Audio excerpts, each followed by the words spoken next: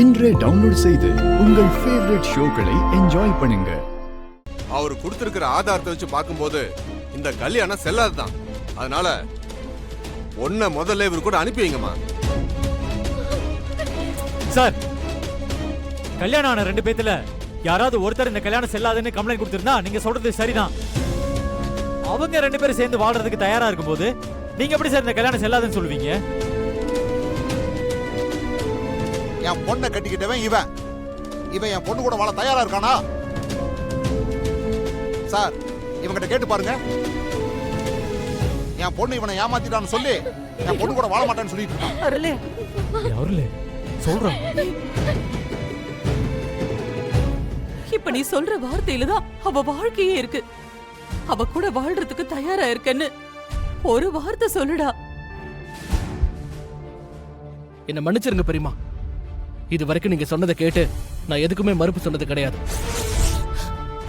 ஆனா இப்போ என்னால போய் சொல்ல முடியாது. அவளை அவங்க வீட்டுக்கு தான் கூட்டிட்டு போறாருன்னா கூட்டிட்டு போட்டோம்.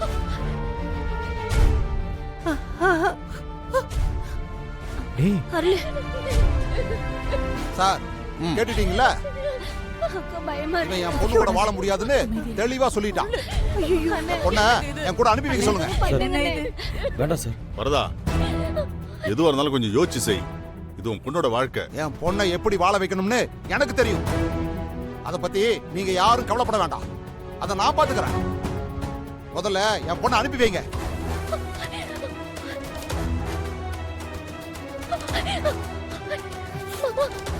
ஏய் வானதி, இப்ப எதுக்கு அவன் பின்னாடி போய் ஒளிஞ்சுக்கிட்டு இருக்க? வா, நம்ம வீட்டுக்கு போலாம். நான் வரமாட்டேன். வேணாம்ப்பா. மாமா மாமா மாமா வேண்டான்னு சொல்லுங்க மாமா. ப்ளீஸ் மாமா, தயவு செஞ்சு உங்களை கெஞ்சி கேக்குறேன் மாமா. தயவு செஞ்சு சொல்லுங்க மாமா. சொல்லுங்க வேண்டாம்.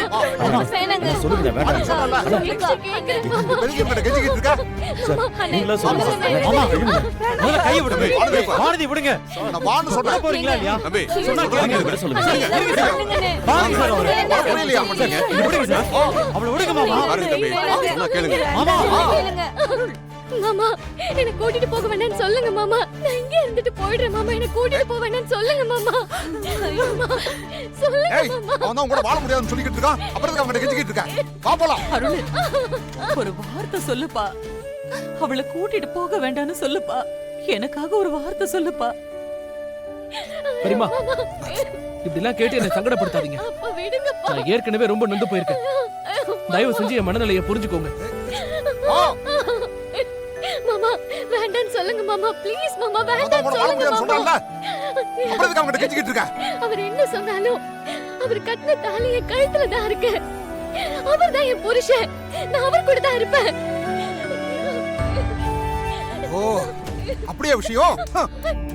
இங்க பாரு, இப்ப நீ வரல, அவன் கட்டின தாலியை அறுத்தெறிஞ்சிட்டு உன்னை நான் கூட்டிட்டு போவேன். பாக்குறியா? தம்பி, வாளியில கைய வச்ச அமைதியா இருங்க. உன்னை இங்க அடிச்சு தொங்க விட்டுருவேன். ஏய், என்னடா தாலி கட்டினவனே சும்மா நிக்கிறான், நீ என்னடா துள்ளிக்கிட்டு வர்ற? அண்ணே, என்னண்ணே இது? வேண்டாப்பா. ஏய், இப்ப நீ என் கூட வர போறியா இல்லையா? சார், வரமாட்டியா? விடுங்க சார். அப்ப தாலி அறுத்தா தான் விடுவேன்.